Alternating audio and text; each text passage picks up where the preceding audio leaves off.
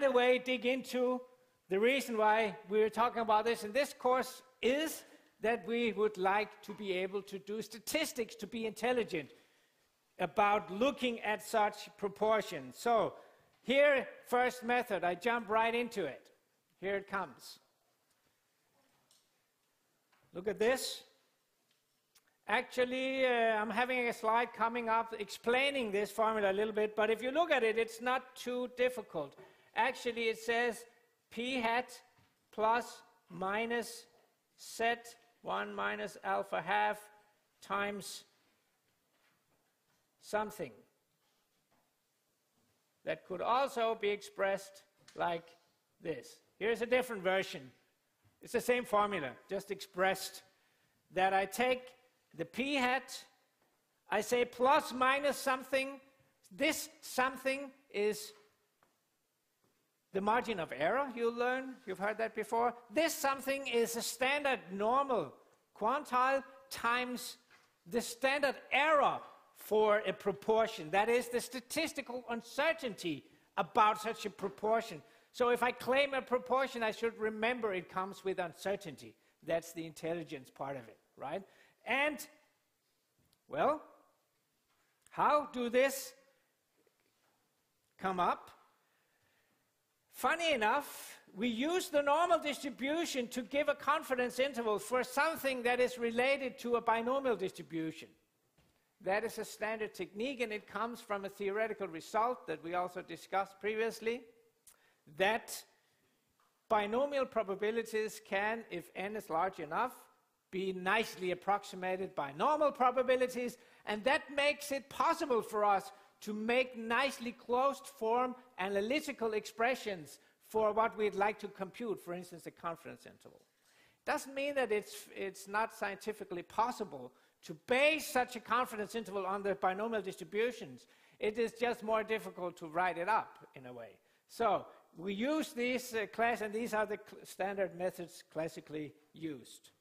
However, this means today we have an additional thing compared to a little bit like the central limit theorem thinking, that the methodology, most of the methodology I will give you today is what we call only valid if n is large enough, because actually it's a version of CLT that we're applying in using the normal distribution, and later on we'll be using the chi-square actually. Same argument. So there are some rules of thumb for you to be aware of. These rules of thumb, they may appear slightly different depending on the specific method, but I mean the idea is the same. Here the rule of thumb is that both NP and N1 minus P should be at least 15. So n, if P is very small, n should be sufficiently large for this approximation to be valid. So it's just an additional sort of validation thing you need to think about. These methods do not apply all the time. There might be situations where these methods might not apply in a nice way. It's an additional thing for you to think about. How do this confidence interval pop up like this? It's kind of a mix of normal theory, normal distribution theory, and binomial distribution theory. It's a mix of those two probability theories that you learned a few weeks ago. And it comes like this, and this is a repeat, the first one. What is the mean and variance in a binomial? I'm just repeating for you. High school stuff, right? The mean and the variance of a binomial distribution looks like this. When I compute a proportion, that's the important thing here. When I compute a proportion, I compute the observed number of malformations divided by the total number of births. So a proportion seen as a random variable is a binomial distribution divided by n, right? It's not, the proportion is not actually the binomial, but it's a binomial divided by n. So if we need the theory in place for how a proportion could behave from year to year or from sample to sample, that's what we would like to know when we look at Sundhedsstyrelsens data on malformations. We should not only be worried about a binomial, we should be worried about the mean and the variance of the binomial divided by n. This is a little computation that I have taught you also. How can we do this? The n goes outside for the mean value. So luckily, the expected value of a proportion becomes the underlying population true proportion, of course, in a way, right? So if I have a large enough sample compared to the population, I will get close to the true underlying population proportion, right? So my sample observed proportion on average will be close to the true proportion. That's nice. We can also find the variance of this by taking 1 over n outside. That becomes 1 over 8 squared. That's the variance rule, basic rule I've taught you. And then I use the variance from the binomial up here. That gives me this expression, which is exactly the expression which enters the confidence interval, right? After having square rooted it, like this, right? That's what I showed you here. I've made it very explicitly when I made this version of the interval, which is the same, that I have used the binomial standard deviation. That is, I've divided it by n to get the right number. I have rooted it, the binomial variance, have rooted it, and then I used the normal distribution to make this into a confidence interval. And what's a confidence interval? Those are the values for the population proportion that we believe in, that could be the true ones, whereas those outside the interval, we don't believe those. We reject those. So we can now make the proportion of,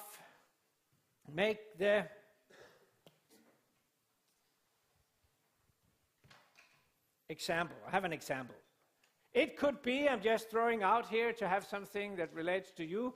Maybe I would be interested in the proportion of female engineering students. I could use you as a sample, but I would be worried about this sample because maybe this group in here might not be representative of all engineering students, right? It is what we could call a convenience sample. I think I discussed that, a nice word for something essentially meaningless. Nevertheless, let me jump into a more innocent thing here. Left-handedness. I would like to know the true proportion of people in Denmark that are left-handed. I do a study. I make a random sample of 100. You are pretty conveniently sampled for me, so you are not truly random sampled. But maybe, just maybe, when it comes to left-handedness, maybe you might be representative of people in general. Maybe left-handedness has nothing to do with your choice of becoming students at DTU. Maybe it has. Maybe there is a genetic link there. You don't know. So, of course, it's questionable to do science without random sampling. Maybe the engineering chromosome is right next to the left hand. I don't know. Are you? Anyway, it's pure speculation, and if you don't randomize, you could be accused for being. Anyway, let me assume that's not the case. Let me assume that you represent the Danish population. I count in here 100 people exactly. Thank you. Could I see among all of you randomly sampled 100 people? Could you raise your strong left hand, those of you that are left-handed, if you want to play with me, please do. I count 1, 2, 3, 4, 5, 6, 7, 8, 9, 10 was the observed like this, right? X was 10, N was 100. Wee-hoo. That means my estimate is 10%. 10% of people in Denmark are left-handed, right? Let me give you your new confidence. This, maybe if you don't remember anything else from today's lecture, remember this confidence interval. That's a really valuable tool to have in your head whenever you read a newspaper or a scientific report or a business report or whatever, because that makes you become intelligent in using percentages and proportions. You should think about those. I use my formula to, we could also call this the standard error of p hat if we wanted to use a similar notation to what we've used previously. The statistical uncertainty, the standard deviation of the sampling distribution of the p hat goes like this. I put in the 0.10, I put in 0.9, that's just the numbers there, and I divide by 100, right? Simple formula, and I root. So, the standard error, the uncertainty for a proportion of 10% among a sample of 100 is 3 percentage points, if you want, 0.03, right? 3 percentage points, which means if I use my confidence interval formula, that's the one I've used here, the one I've shown you, right? That I take this number and I say plus minus the standard normal. I forgot to ask you that question. I should have. But now I reveal it to you. The one and only quantile, or number one on the list of quantiles you should remember, right? I've said that previously. The 97.5% quantile of the standard normal distribution, 1.96. In daily speech, 2. If I compute this confidence interval, it becomes 10% plus minus 6%, 5.9%, right? That's the confidence interval. So my range of believable values for the underlying true population proportion of left-handedness in Denmark would be somewhere between 4% and 16%, based on a sample of 100 people. That's my conclusion. I'm intelligent. I have a pretty good idea of where I am, but I'm also sure I'm pretty intelligent about I don't know whether it's 8, 10, or 12, or 6%, I don't know. But it's somewhere in that ballpark. I'm pretty certain about that, right? So I've used my data point as much as I can. Any problems with this?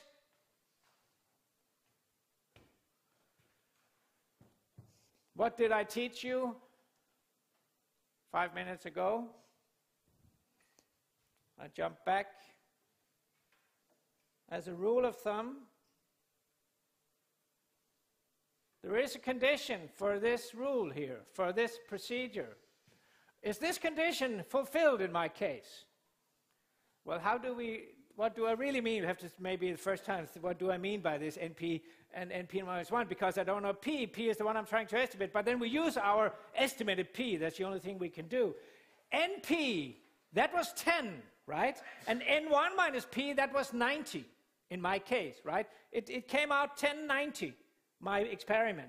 So the 90 is okay, that's above 15, but the 10 is not okay. So if I were to be strict about this rule of thumb, I would have to say, you cannot use this method.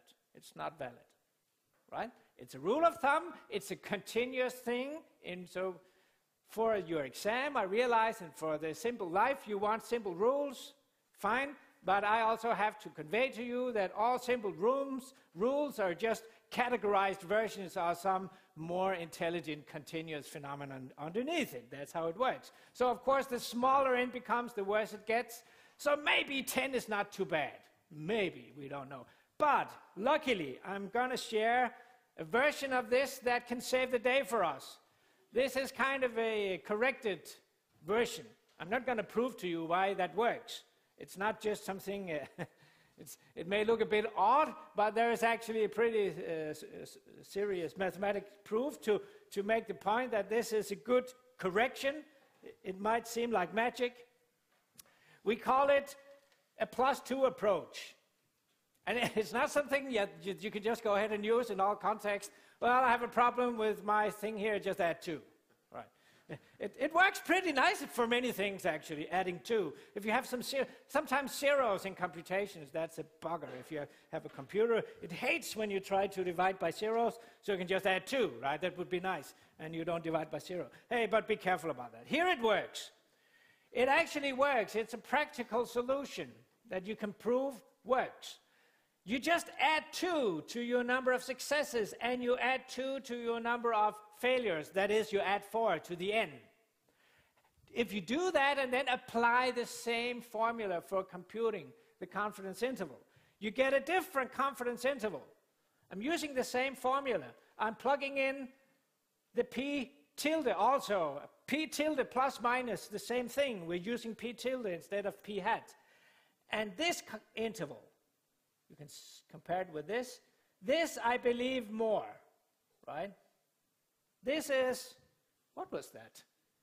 Well, that's nothing.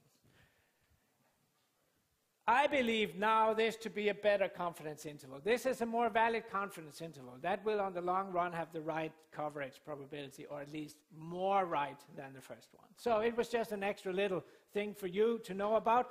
The +2 approach is a very nice approach. And when n and x becomes large, the +2 approach is just the same as the 0 approach, you know. so it doesn't change if you have a large n. So it's a nice thing. That takes us to the next one, Gandalf, to point 3 on the list.